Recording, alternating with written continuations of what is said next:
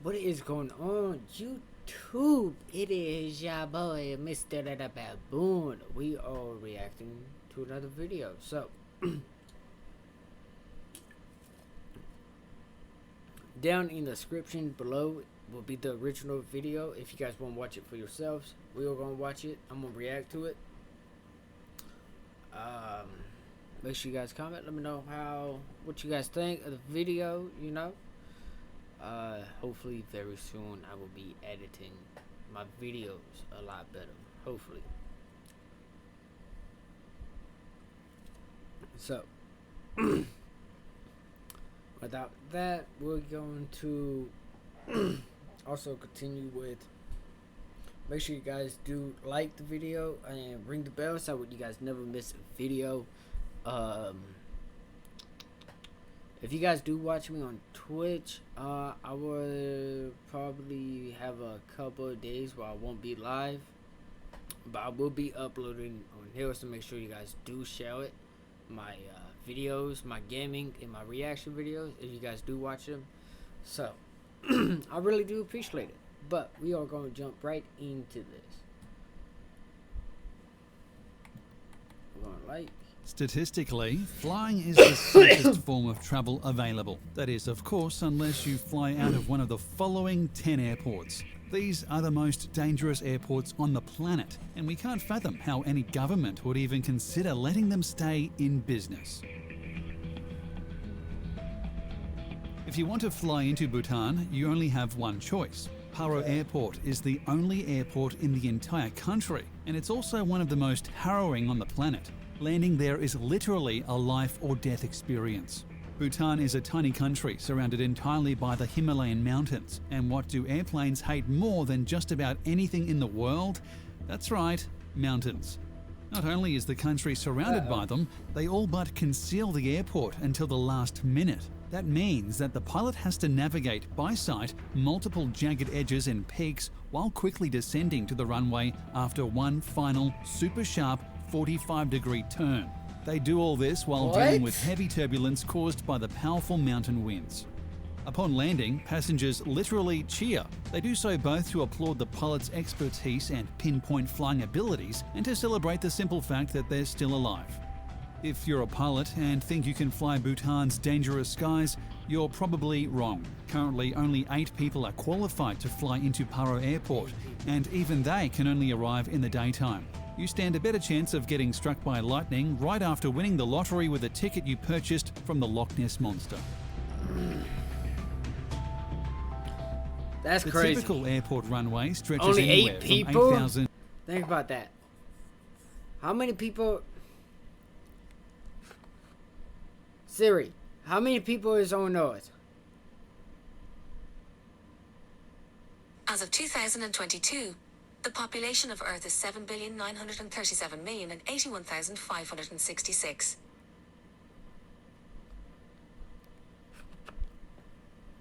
Only 8 people are that many can fly that. Do that route. That's crazy. Only in the daytime too. That's crazy. Damn. To 13,000 feet, Hwansho-i-Yarosquin Airport has no use nor room for such luxuries. Its runway, the shortest of any commercial airport in the world, stretches a mere 400 meters or 1,300 feet. That isn't much more than the length of 4 football fields, and it leaves zero room for error on the pilot's part.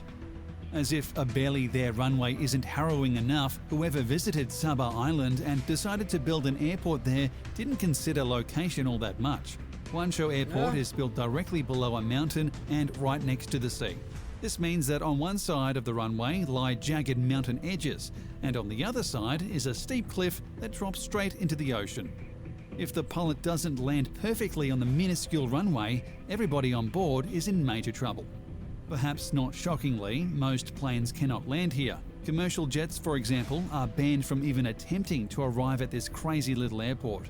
The Netherlands Antilles Civil Aviation Authority does, however, allow regional propeller aircraft to land there, as long as they sign the proper waivers. The Dutch are not interested in being responsible should a pilot sneeze at the wrong time and steer their plane straight into the water. If you're wealthy enough to vacation at the super exclusive Courchevel ski resort in the French Alps, you get a crazy, dangerous airport all to yourself. Courchevel Airport features another super short runway, which stretches a mere 1,722 feet. Oh, and it drops off into a steep cliff, meaning if the pilot doesn't gather enough speed while racing down the runway for takeoff, the plane's liable to go careening into the water like Wile E. Coyote realizing he had just run off a cliff. Landing isn't any easier. For one thing, an imperfect landing would mean either a watery fate or a fiery crash into a tower or even the airport itself. But one thing I will say about the Secret Service, it's kind of expected. In addition, the runway actually dips downward. It only dips to an 18.6% angle, but most pilots are trained to deal with straight runways that don't dip or droop in any way. To fly in or out of Courchevel Airport, a pilot needs to listen to Yoda and unlearn what they have learned. Oh, and when you're in the air, there's the slight issue of the Alps themselves.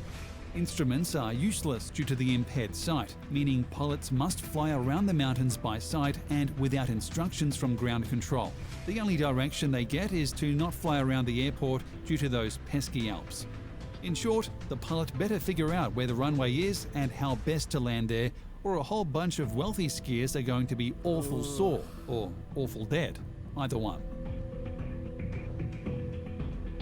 Nope. In 2010, the History Channel ranked the most dangerous airports in the world over a 20-year period. Coming in at number 1, Nepal's Tenzing Hillary Airport, which was built smack dab in the middle of the Himalayan mountains and contains nearly every dangerous airport trope wrapped up into one tidy and deadly little package. For starters, the airport itself is roughly 9,500 feet above sea level, meaning even while taking off and landing, a plane must deal with wind and turbulence that, thanks to ever-changing weather up high in the Himalayas, could arrive at any time. The runway itself is barely more than 1,700 feet long, and it sports jagged mountain edges on one side, a steep cliff on the other, and a fun vertical drop-off at one end. What's more, the tiny runway surrounded by danger is uneven and bumpy, with an upward curve of around 12%. That's just enough of an angle to make planes lose speed and momentum when taking off, along with gaining too much speed while landing. Unsurprisingly, Tenzing Hillary Airport has recorded many injuries and deaths over its 60-year history. Due to all this, Nepal only allows small propeller planes and helicopters to operate here. Sorry, commercial jet pilots, you're just going to have to work somewhere safer. It may be named after one of the greatest soccer players in history, but Portugal's Cristiano Ronaldo Airport deserves all the red flags for its dangerous history and shoddy attempts to become safer. Originally, the runway at Ronaldo was 5,249 feet long, far from the shortest runway ever, but also much shorter than most. This resulted in tragedy in 1977 when a pilot mistimed their landing, fell off the runway, and crashed into a beach right below it. Over 160 people died, forcing the airport to drastically enlarge their runway and ensure passengers' safety. They kind of did that. The runway is certainly larger now, at over 9,100 feet, but the jury's out on whether it's safer since the new construction is literally supported on columns. The airport erected 180 columns, some right over the ocean, and built their runway extension right on top. These columns endure severe stress upon each landing, and the planes themselves often have to deal with strong crosswinds coming from the Atlantic Ocean. Nobody has died since 1977, but that might only be because they've cancelled many flights thanks to the windy weather. Better safe than sorry, after all. I guess. It's fitting that Gibraltar International Airport is named the way it is, because whoever designed the place and chose its location must have had rocks in their heads.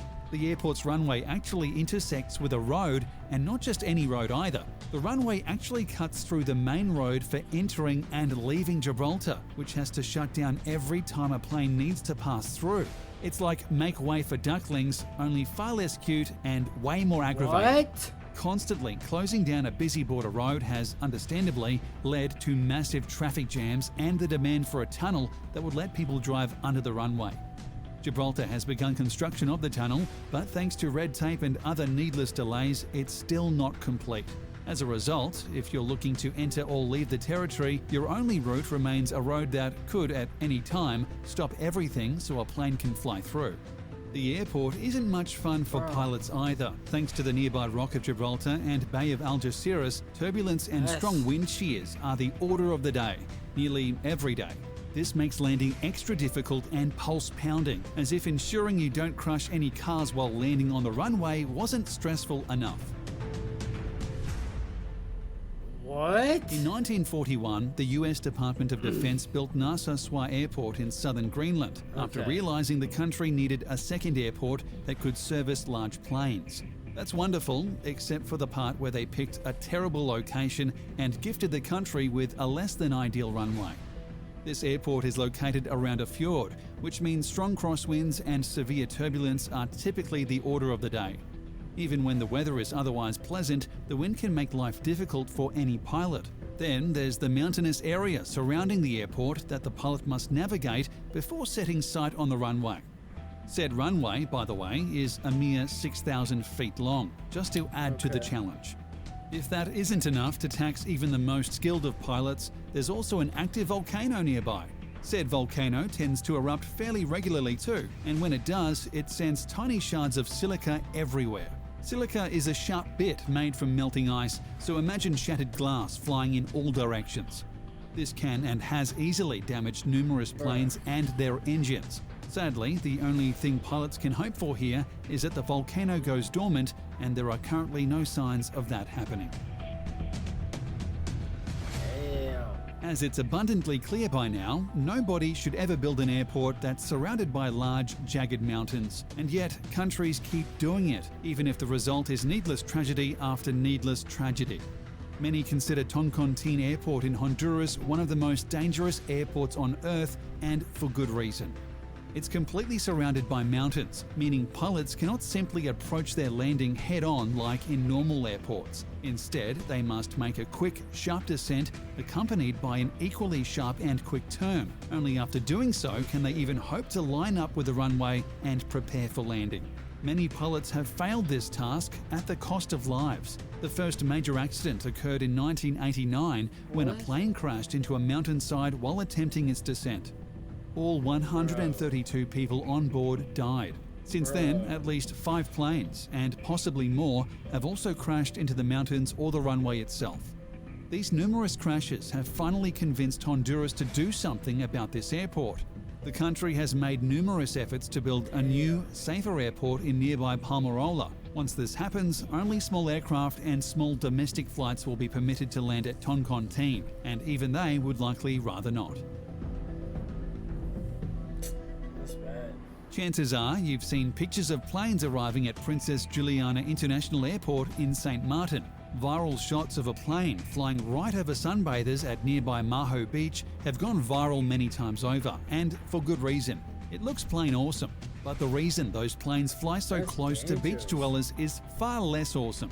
Princess Juliana's namesake airport is actually pretty dangerous. With a short runway, just 7,500 feet, pilots have to touch down as early as humanly possible, which translates to low-flying aircraft that look like they're buzzing right over the heads of Maho Beach residents. Unfortunately, this is not without its risks. Strong winds and sand gusts can rip through the beach and overwhelm beachgoers, but that's just the best-case scenario. In the worst case, this landing pattern can take lives. In 2017, a woman was too close to a landing plane and wound up consumed by jet blasts. This unfortunately cost her her life. While such things don't happen often, thankfully, it's still a reality and makes those cool Instagram shots seem just a little bit less fun. That's crazy. Scotland's tiny little Barra Airport completely redefines what an airport is, though perhaps not for the better. It's less an airport and more a single building overlooking the beach. The runway, if you can call it that, is right on the beach, and if it's high tide, then the runway literally goes underwater. This leads to almost surreal images of planes landing in the water, though if such a landing isn't timed right, the watery landing can easily become a crash. Occasionally, fog, clouds, or plain old darkness makes landing extra difficult. Rather than let the pilots take their chances, nearby cars have been known to use their headlights to give the pilot the lighting they need to make their landing. It's either that or crash on the beach, so it's good that everybody chips in to avoid such a mess. Damn. That's crazy. See, I didn't know that about some of that. That is crazy to think about that. That fly is getting annoying. But no. That, it's just crazy. And thinking about like these airports and that, like these crashes and these so like a lot of people's lost their lives. It's crazy. You guys be safe out there. Happiness is key. Motivation is key. I'll see you guys in the next video. You guys stay safe.